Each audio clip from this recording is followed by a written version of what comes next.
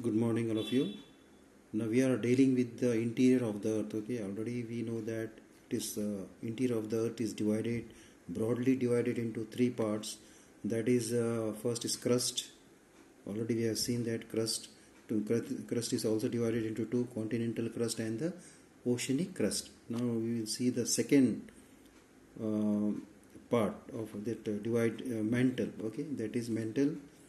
What is mantle now? Here you see here in the given in the picture it is see here the interior of the earth.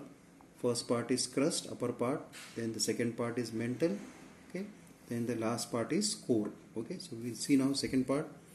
Below the crust lies the mantle. The mantle can be divided into two layers, upper and lower mantle.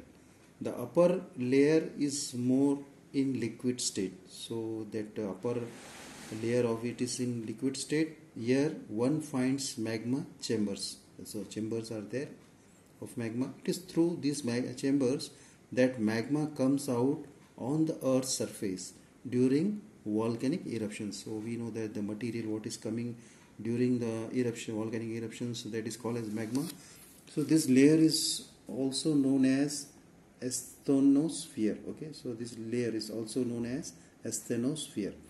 Epicenters of deep-seated earthquakes are usually found here. So epicenters means the centers or that point where you will have the strong earthquake. Okay, so that we can feel that earthquake are strong at the center. That is a point, epicenter. So mantle begins at a deep of around 42 km from the earth surface. So this distance is given of that.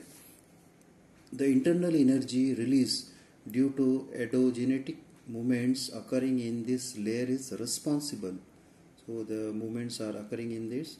So is responsible for mountain building, then rifts, then volcanic eruptions, then earthquakes. So these are the movements going on inside. So in this layer it is inferred that, or it is believed that the temperature at a depth of 2400 to 2900 kilometer depth would be around 2200 degrees Celsius to 2500 degrees Celsius.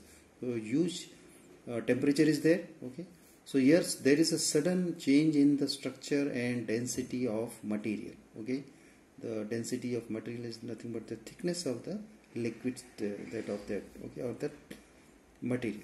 It is estimated that it is calculated that this layer extends up to a depth of 2870 km. Average density of this layer is 4.5 gram per cubic centimeter, and it increases with depth. So as you go down and down, the density goes on increasing. So increasing pressure is the reason behind this. So as we go down inside the crust of the the mantle, the pressure is increasing.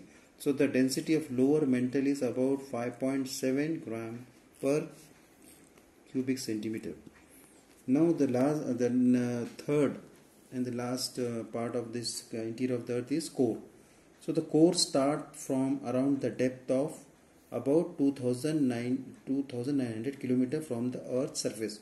So if you go calculating from start, so this part starts from 2900 km from the inside the earth surface. So the part of the earth's interior extending from the mantle up to the center of the earth is the core. Okay, so when you are going from the this mantle to core, that is the part. The thickness of the core is about 3471 km.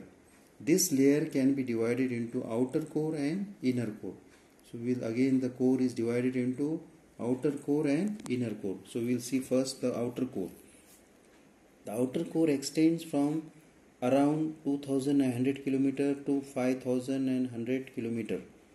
Okay, so it is a very huge big size or huge part is there starting from 2900 km to 5100 km.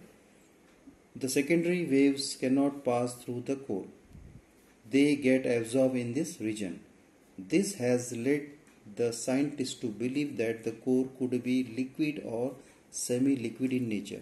So only we can believe that. Okay, so that the this core part of the earth, interior of earth, is in liquid or in semi-liquid. Semi means some part is liquid and some part is solid, so that is called as the semi-liquid. Okay, not total liquid. So the primary waves travel through this layer, but their speed reduces when passing through this layer. So we know that the waves are there, like we are having the waves on, for example, if you see on sea or river, so waves are moving. So like that also, the waves are moving inside the layer. The density of outer core is 9.8 gram per cubic centimeter. The temperature of the liquid outer core is around 5000 degree Celsius. Okay, so we have learned that the outer core of the earth interior is in a liquid state and the proportion of iron is more in this layer. So as we know, this element iron is there. Okay, so proportion of iron is more in this layer. Vertical currents originate in this layer, liquid layer. This is another characteristics of this area. So you see here, vertical currents originate from this layer. This is also one of the characteristics of this area. The difference between the temperature of the outer and the inner core give rise to vertical currents. So there, as we know, that difference between the temperature between the outer and the inner core gives rise to vertical currents. The earth rotation gives them eddy or circular motion. Okay, so motions are there. Electric current develops in this spiral eddies of liquid iron, and thus magnetic field is generated. So because of the movement of these currents, no magnetic field is generated. It is sometimes called the geodynamo 2. Generally we see, because of this magnetic field and all that, no electricity can be produced. Okay, electricity can be generated. So this magnetic field of the earth is functional even outside the earth's surface for quite a distance. As a result, a cover develops around the earth because of the magnetic field. The earth atmosphere is protected from solar winds coming from the sun. So the earth atmosphere is protected from solar winds coming from the sun. The magnetic field thus developed around the earth is called a magnetosphere. So the magnetic field thus developed around the earth's surface is called magnetosphere. This is the fifth and an important sphere of the earth. So this is the fifth and an important sphere of the earth. Okay, you see the in the figure 2.3. So here it is given here. Okay, so figures are given here. This one, earth magnetosphere. Yeah, okay, and this is nothing but the geomagnetic pole and equator. Okay, so we will stop here. Thank you.